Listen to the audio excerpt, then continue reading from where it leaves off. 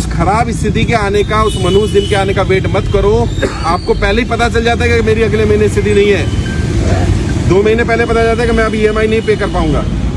अब आप इंतजार करते रहते हो कि 3 EMI बाउंस हो जाए। 3 EMI का मतलब 90 दिन, 90 दिन के बाद वो हो जाएगा NPA। जब आपको पता है 2 महीने बाद मैं EMI नहीं दे पाऊंगा, तो अभी बैंक में जब आप EMI भर रहे हो तब बैंक में जाकर के लेटर दो कि साहब मेरी स्थिति आज वैसी नहीं है जब मैंने लोन लिया था, जब जैसी स्थिति थी, अगले 2 महीने बाद मैं EMI नहीं भर पाऊंगा, अब मुझे कोई विकल्प दिया जाए। बैंक क्या क्या विकल्प दे सकता है? बैंक 3 विकल्प दे सकता है।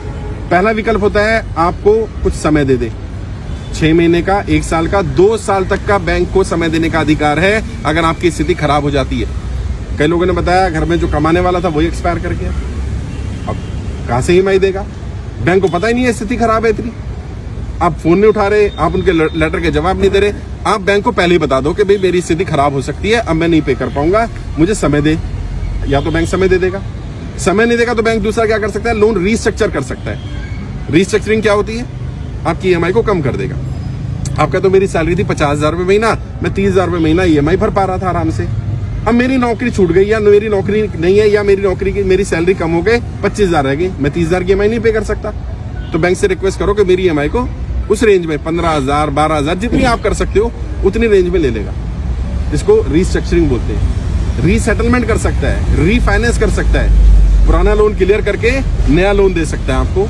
आपकी EMI अब नई वाली जो बनेगी वो कम बन सकती है। एक लीन पीरियड होता है। लीन पीरियड मतलब जिसमें आपको EMI या इंटरेस्ट पे नहीं करना, ऐसा भी लीन पीरियड लिया जा सकता है 6 महीने से लेकर के 2 साल तक का। बैंक से जाकर के बात करो कि मेरी स्थिति खराब है, और जेन्युइन जो स्थिति है वो बताना। और बैंक से कुछ भी कम्युनिकेशन करो, बार बार बोल रहा हूं, बैंक से रिटर्न कम्युनिकेशन करो। बैंक क्या करता है आपको? जब भी कोई कम्युनिकेशन करता है नोटिस भेजता है।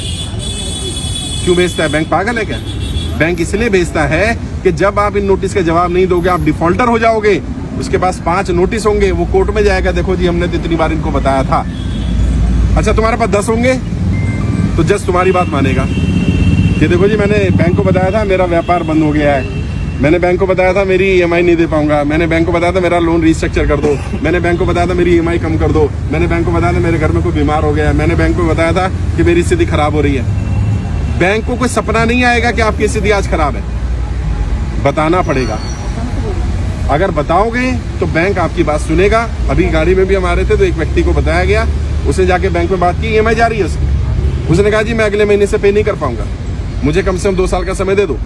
बैंक ने कहा 2 साल का समय नहीं मिलेगा आपको, मैक्सिमम मैं 6 महीने का समय दे सकता हूँ। और वो कह रहा सर क्या करना है? मैंने 6 महीने मिल गए ना, पहले 6 महीने का ले ले। 6 महीने में जब 5 महीने हो जाए फिर जाकर के एप्लीकेशन लगाओ कि मेरी स्थिति अभी भी ठीक नहीं हुई। अगर नहीं हुई है, अगर ठीक हो जाए, ऊपर वाला करे, कोई काम चल जाए, कुछ हो जाए तो भरना शुरू कर दो। लगातार 3 इंस्टॉलमेंट बाउंस मत होने देना, क्योंकि अगर लगातार 3 इंस्टॉलमेंट बाउंस हो जाती है तो उसको NPA डिक्लेयर किया जा सकता है। ऑल्दो बैंक इतनी जल्दी NPA नहीं करता। कारण क्या है? सारे बैंक शेयर मार्केट में लिस्टेड है, और अगर किसी बैंक का NPA 18-20% से ज्यादा दिखने लगेगा तो उसके शेयर की वैल्यू कम हो जाएगी। तो इसलिए जल्दी से बैंक भी NPA डिक्लेयर नहीं करता। लेकिन लगातार 3 इंस्टॉलमेंट 90 दिन तक अगर आपके अकाउंट में कोई ट्रांजेक्शन नहीं होती है तो ये माना जाएगा कि आप डिफॉल्टर हैं। तो इसका इलाज क्या है? मान लो आपकी EMI है 20,000 रुपये महीने की, आप क्या करो 5,000 रुपये डाल दो। अभी क्या होगा? ट्रांजेक्शन हो गए अकाउंट में, और अपने अकाउंट में नहीं डालनी, लोन अकाउंट में डालनी है। हर एक का लोन अकाउंट नंबर अलग होता है और पर्सनल अकाउंट अलग होता है।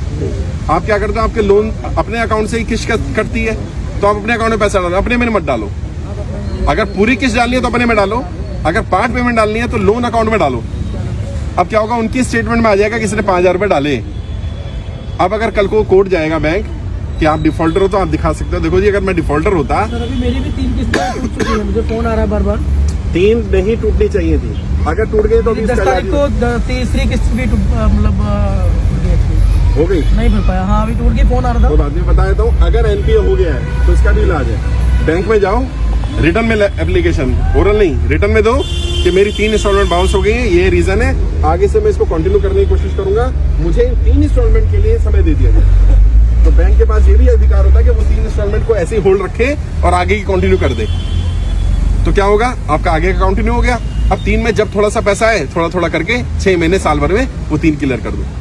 फिर भी अगर 3 क्लियर नहीं होते तो कम से कम 1 जरूर क्लियर कर देना। 90 दिन डिफॉल्ट नहीं होना चाहिए एक फाइनेंशियल ईयर में। अभी जैसे अप्रैल 31 मार्च तक है फाइनेंशियल ईयर, इसमें नहीं होगा, अगले साल में फिर आपको 90 दिन का समय मिल जाएगा। तो बैंक से बात करो, कम्युनिकेट करो।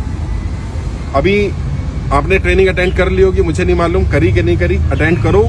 उसमें कर्जे से बाहर निकलने के 20 से ज्यादा तरीके बताए गए हैं। कोई ना कोई तरीका आपके काम जरूर आ जाएगा। आप अपने स्तर पर भी लड़ाई लड़ो, मैं भी लड़ रहा हूं, साथ मिलकर के लड़ाई लड़ेंगे तभी सफलता मिल पाएगी। अगर आप